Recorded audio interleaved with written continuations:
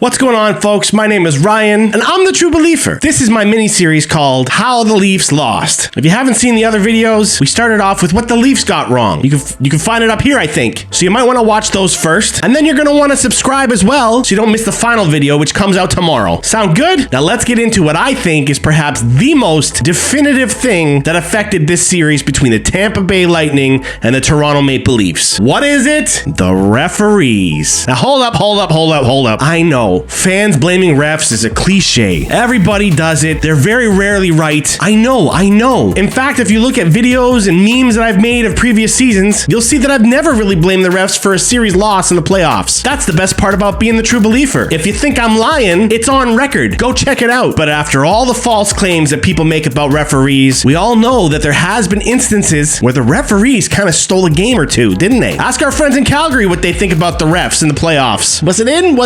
Might have been. So what happened in this series then? Well, in games 1 and 2, there were a ton of calls. Very unusual for playoff games. The first two had about 12 minor penalties per game, not to mention a bunch of misconducts in the first game. Everybody was saying the Leafs needed to be tough, they needed to be gritty, the playoffs are different, the gloves come off, it gets vicious. Well, the refs said no it doesn't, and they cracked down hard on just about anything. But at least it was even. Tampa got weak calls, we got weak calls. I didn't like the rhythm of those games, but I wouldn't put those on the referees. Tampa Bay had to deal with it just as much as Toronto did, so where's the problem? See, in game 3, the refs dropped the calls down to 8, which is only about 2/3 of what they were calling in the previous two games. And it was still pretty even too. Well, why did this happen? Did the two teams really just kind of calm down and not be so rough? Well, if that's what you thought, then we come to game 4. A game which I'm now reading reports that the refs who called that game are not being selected to continue on in the playoffs. Meaning even the league thought that these guys weren't suitable to use in later rounds. How many calls did they make? 15! 15 calls in a playoff game. How? Again, are we to believe that they calmed down for game 3 and now all of a sudden they're playing violently and cheating and all this stuff in game 4? Did both teams all of a sudden just completely change the way they're playing the game? All that aside, I mean, at least it was even though, right? Just like the other games? Nope. 8 power plays to 3. Yup.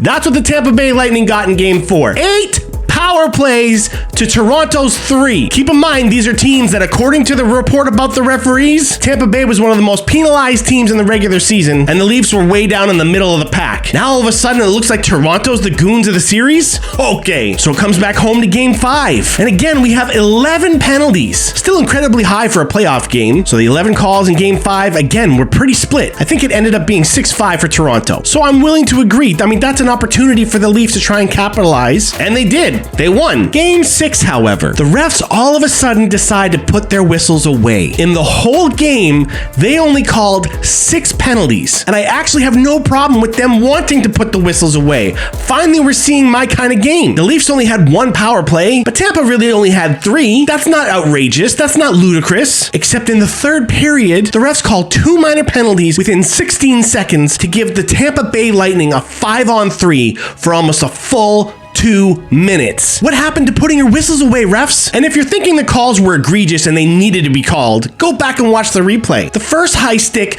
only comes up as high as the shoulder, and Tampa Bay's player throws his head back like he'd been shot, and the one 16 seconds later, Hedman literally throws Kerfoot's stick into his own face, and then acts like he's confused how it got there. But still, even if you want to say that those are calls, so were all the other ones throughout the game that the refs kept their whistles in the pocket for. There had already been plenty of infractions just as bad or worse that the refs decided to let go. And again, I'm fine with them letting it go. But why call it now? Could it be that Toronto came back from a 2-0 deficit and now all of a sudden made it 3-2? Could it be that they wanted to try and give Tampa Bay Lightning a chance to climb back into this game when it looked like they were certainly going to lose? Really watch that game. Toronto had all the momentum up to that point. All of it. And even though a 2-time champ can always find a way back, and I give them the credit of saying that they could have found a way, you also can't hand them a 5-on-3 in an elimination game for almost a full 2 minutes and expect them not to score. It was a pivotal moment in that game, decided by referees. And finally, game 7. Only 5 calls all game. 5. So again, the refs are clearly showing they don't want to make a lot of calls because they don't want to influence the game. And then in the second period,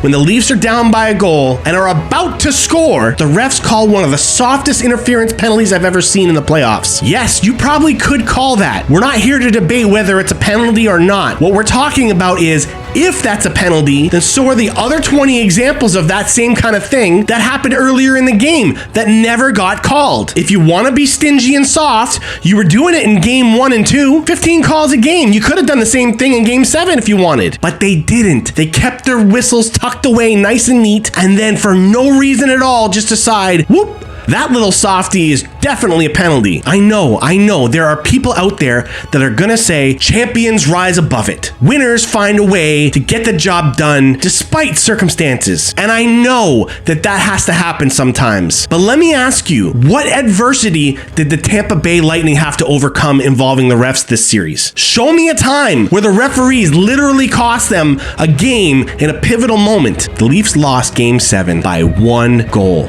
1.